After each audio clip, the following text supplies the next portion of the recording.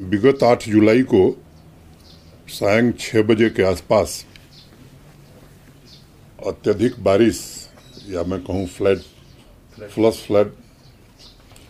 Flood या cloud burst के कारण एक अत्यंत दुर्भाग्यपूर्ण घटना हुई, जिसमें 15 पिलग्रिम्स श्रद्धालु जो है अपनी जान गंवा बैठे। कई दिनों से मीडिया में कई प्रकार की खबरें चल रही थी, इसलिए मुझे लगा कि एक बार मुझे अधिकृत रूप से आप सबको जानकारी देनी चाहिए, तो मैं फिर उसको दोहराता हूँ। टोटल डेथ्स 15 हैं और उन 15 के नाम और पता हमारे पास है। मोटे तौर पर 55 लोग घायल हुए थे, जिसमें सभी लोग ठीक होकर के एक्सेप्ट 2 डिस्चार्ज हो गए हैं, अपने घरों को चले गए हैं, और जो 2 हैं स्कीम्स में वो भी स्टेबल हैं। मैं उम्मीद करता हूं कि 1-2 दिन में वो भी डिस्चार्ज हो जाएंगे। जो 15 डेथ हुई थी, 14 लोगों की बॉडीज उनके परिजनों को पहुंचा दी गई है, जिन जिन राज्यों के थे। एक के परिजनों ने क्रीमेशन यहीं किया है। एक बड़ी खबर चल रही थी कि बहुत सारे लोग मिसिंग हैं। मोटे तौर पर उस समय जो हेल्पलाइन नंबर श्राइन बोर्ड का था या प्रशासन का था, उस पर 200 कॉल्स आई थी। 3-4 दिनों तक उनको ट्रैक किया गया, किसी का मोबाइल बंद था, किसी। तो आज की तारीख में हमारे पास सभी राज्य सरकारों से हम निरंतर संपर्क में हैं। जैसे अखबारों में खबर छपी कि आंध्र प्रदेश के 37 लोग लापता हैं। मेरे पास वो पत्र है आंध्र प्रदेश के रेजिडेंट कमिश्नर का, जिसमें उन्होंने कहा है कि 35 लोग हमारे मिल गए हैं, और जो 2 नहीं थे उनके नाम मैं आपको बताता हूं, जी सुधा और पार्वती, ये भी आइडेंटिफाई हो गए। तो आज की तारीख में मैं ये बात कह सकता हूं कि सभी राज्य सरकारों के प्रिंसिपल रेजिडेंट कमिश्नर से यहाँ तक कि किसी व्यक्ति के बारे में जानकारी हुई तो वहाँ के डीसी या डिस्ट्रिक्ट मजिस्ट्रेट से भी हम लोगों ने बात की है।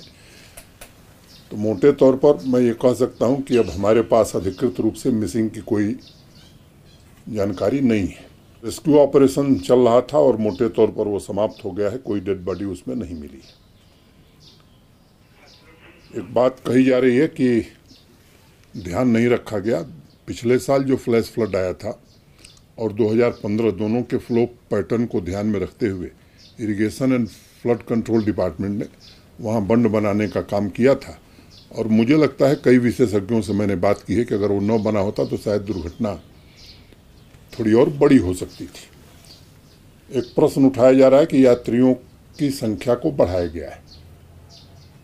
ऑनरेबल सुप्रीम कोर्ट ने एक विशेषज्ञों की समिति बनाई थी और उस समिति की चर्चा के आधार पर कितने पिलग्रिम्स दर्शन करेंगे ये फैसले लिए जाते रहे।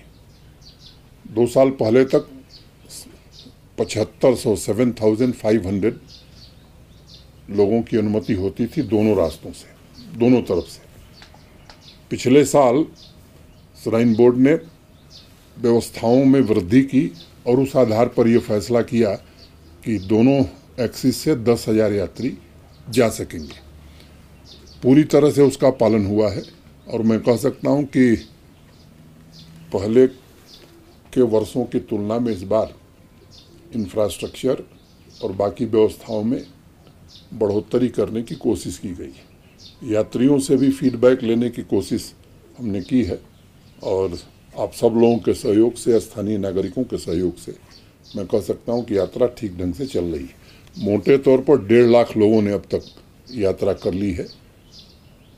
हम देखते हैं कि आगे कितने लोग आते हैं। जिस तरह से रेस्क्यू ऑपरेशन, वहाँ पर ऑलरेडी एनडीआरएफ, एसडीआरएफ की टीम थी और जम्मू कश्मीर पुलिस के जवान थे, हमारे आईटीबीपी और बाकी सीएपीएफ के जवान थे। रेस्क्यू ऑपरेशन तुरंत ही शुरू कर दिया गया था बिना किसी विलंब के। आसपास से भी एनडीआरएफ और बाकी पैरामिलिट्री फोर्सेस को और जेके पुलिस को सबको वहाँ भेजा गया था। तो बालटाल और वहाँ पर डीआरडीओ के जो 52 बेडेड हॉस्पिटल हमने बनाए या हर स्थान पर जो मेडिकल की सुविधाएं उपलब्ध कराएंगे, इसके कारण लोगों के इलाज में बड़ी सुविधा रही। और जहाँ भी थोड़ा संदेह हुआ तुरंत उन्हें ले आकर के स्कीम्स में भर्ती किया गया है।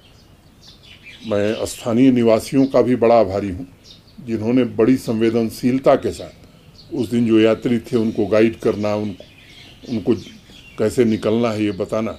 स्थानीय नागरिकों ने केवल इतना ही नहीं बल्कि